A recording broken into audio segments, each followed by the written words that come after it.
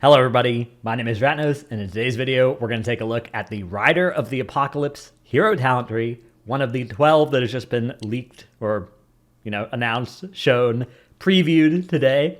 I'll have videos on hopefully the other 11 over the next couple of days as well. This might be the only one I'm able to get out today though, but it's a one that I've been particularly excited for quite a while because I've been a DK main on and off for a while, although usually Blood, and also Rider of the Apocalypse just...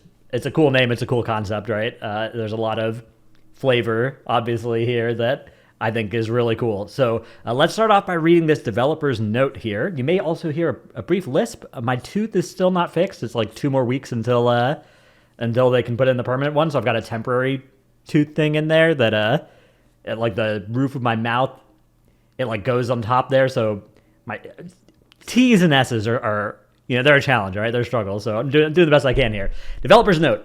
While not directly related to the Rider of the Apocalypse tree, we know that both Sand Lane and Rider trees have talents that interact with Death and Decay, and we'd like to avoid those talents drawing too much of the focus of feedback, as we have some plans to alleviate the pressure of staying within your Death and Decay.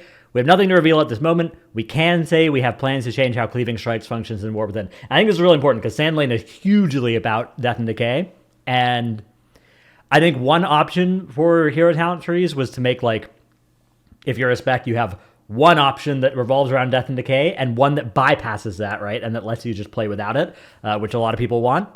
The other option here is to just change how Death and Decay functions so that in general it's less bad. So I will avoid speaking too much about that until we see exactly what this Cleaving Strike change is. But hopefully they do a good job of doing that. And I think there's some stuff in this tree that is good for that too. So up at the top, we have Rider's Champion. Spending runes has a chance to call forth the aid of a horseman for 10 seconds. Mograine casts D&D at his location that follows his position. I wish that technology existed for players. Whitemane casts Undeath on your target, dealing Shadow Frost damage per stack every 3 seconds for 24 seconds. Each time it deals damage, it gains a stack, and it cannot be refreshed. So, I guess it's like Agony or... yeah, I don't know, one of the, it stacks but doesn't extend. Trollbane casts Chains of Ice on your target, slowing them and increasing the damage they take from you for 8 seconds. It'll be interesting to see if this effect will also increase damage taken if it's targeting an enemy that is immune to the slow component to this. I would guess probably yes, but that'll be something to check.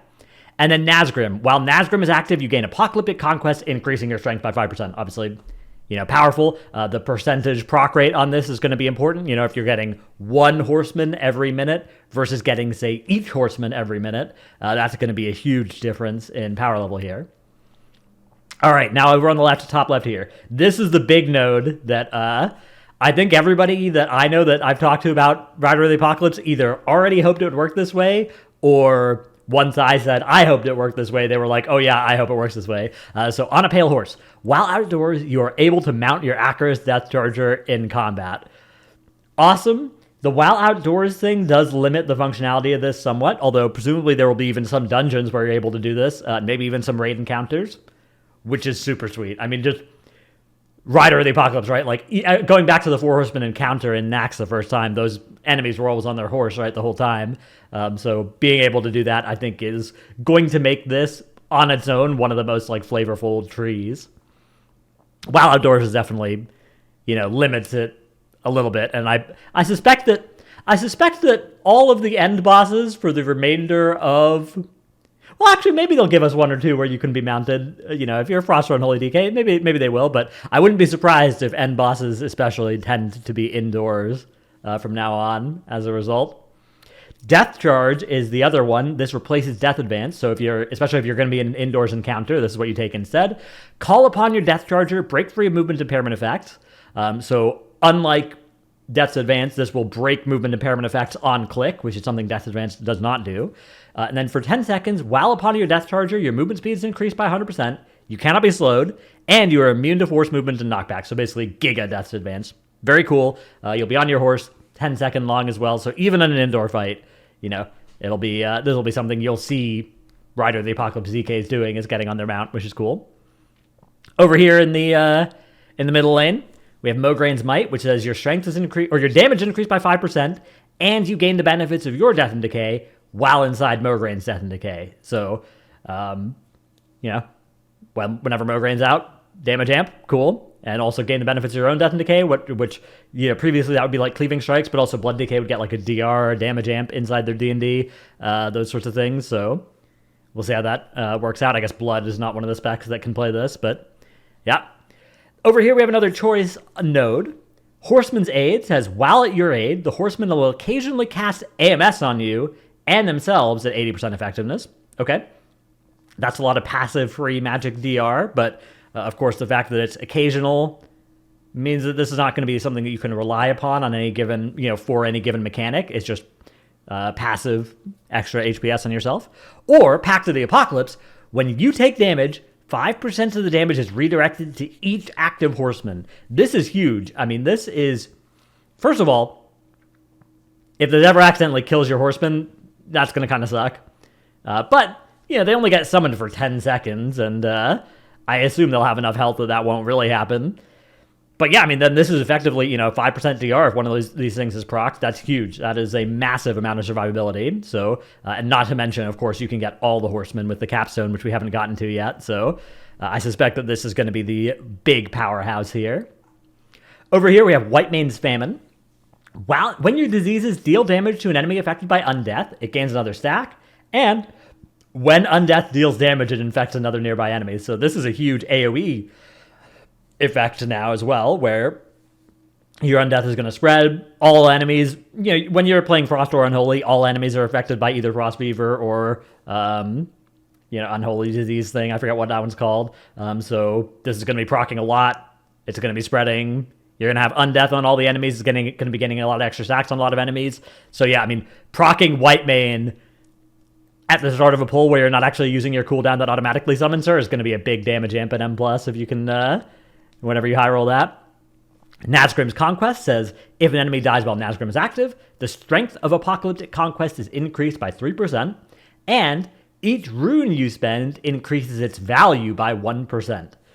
I assume that value and strength here mean the same thing, which is just the amount of strength you gain. And I assume here that 3% and 1% are like 1% strength and 3% strength, rather than 3% of 5%, you know, giving you an extra 0.15% strength or whatever. That would not be particularly powerful. So that's how I assume this works. And, you know, the enemies dying while it's active thing is going to be negligible, especially given that Nazgrim, you know, the proc versions are not going to be controllable when you'll get them or anything like that. But spending runes is something that you will do reliably. So this further increases the strength you're going to get there. Trollbane's Icy Fury says, when you obliterate or Scourge Strike a target affected by Chains of Ice from Trollbane, it shatters, dealing Shadow Frost damage to nearby enemies and slowing them over time by 40% for 4 seconds. So a shorter slow, but AoE damage. So, you know, powerhouse. That's some extra free damage. Hungering Thirst. The damage of your diseases, Frost Strike, and Death Coil are increased by 15%. Huge, especially for Unholy, increasing the damage of your diseases. Diseases are a lot of your damage is Unholy. Not as much for Frost, but still something.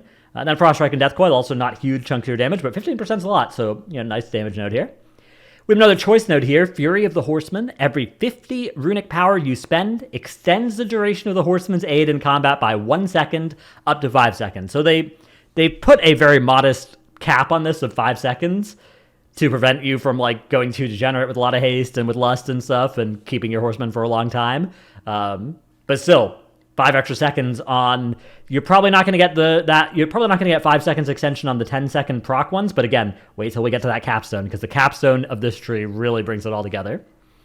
The other option here is a Feast of Souls. While you have 2 or more horsemen aiding you, your runic power spending abilities deal 20% increased damage and have a 10% chance to refund a rune. Now, this is your runic power spending abilities, so that is, you know, Frost Strike, Death Coil. It's not your Obliterates. It's not your other stuff there, so it's a fairly limited set of abilities, but still, it's something. And extra runes could be nice.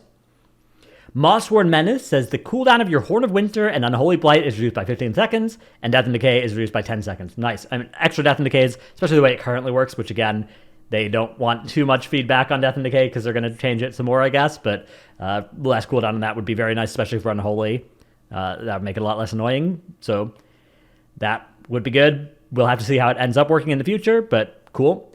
And then Horn of Windsor, Unholy Blight, cooldown reduction, also nice. Yeah. Here it is, Apocalypse Now, the Capstone. Army of the Dead and Frostworm's Fury call upon all 4 horsemen to aid you for 20 seconds. That is, that's a lot. Let's go through all the ramifications of this. So when you press Army or Frostworm Fury, which are on long cooldowns, first of all, you get a 20% damage reduction from Pact of the Apocalypse if you talented that. Okay. You're getting 5% strength, which is increasing every time you send a rune by 1%. Okay. Enemies are taking 5% increased damage from you from Chains of Ice. Plus, when you hit that enemy with Obliterate or Scourge Strike, it's going to do AoE damage and slow. Okay, not a big deal on the slow, but free damage. Undeath is going to be casted on your target, which is then going to spread to all nearby targets when your diseases damage them, and it's going to be getting a bunch of free stacks. Death and Decay is going to be cast under Mograine, and it's going to follow him, which means you get the benefits of your D&D for free, and you get 5% increased damage, and you don't have to press Death and Decay yourself. And this is for 20 seconds after you press Army or Frostworm Fury, but you can extend that up to 25 seconds by spending 250 total runic power within 20 seconds, which is certainly doable. Yeah, I mean, that is an unbelievable wombo combo here. This tree seems so fun and extremely powerful compared to some of the other trees as well. Like this one looks like one that is going to be extremely good in a optimized player's hands. It's going to combine very nicely with a little known ability called Power Infusion that priests have. Works really well with these effects. That's going to be another little combination you might want to look out for. Again, just one of a few ways you could make Power Infusion useful. And yeah, I think this is, obviously pending numbers, pending proc rate on this, but even if this never procced and you just got this Apocalypse Now thing, like this seems like it amps up your cooldown damage by so much. Not to mention giving you a 20% DR when you press this as well. I mean, that's also quite a lot of value. So, not to mention you get to be on your horse. Like if you're doing Freehold and you're outside the whole time, which I don't know if Freehold's coming back again, but yeah, it's a popular dungeon. You should be mounted the whole time. Like, oh my god. This tree seems cool as hell. I am jealous that it's for Frost and Unholy and not for Blood. And it sets a very high bar that I don't think many of the other hero talent trees hit, but it is still very, very cool. So that's my takes on Rider of the Apocalypse. Hope you've enjoyed this video. I'll try and have the others out soon. The 8 that came out 2 weeks ago, I'm not sure if I'll make videos on those because, the time may have kind of passed on those, but maybe I still will. Let me know in the comments if you'd like to hear my delayed thoughts on the 8 that came out 2 weeks ago. But thanks for watching. See you in the next one. Bye.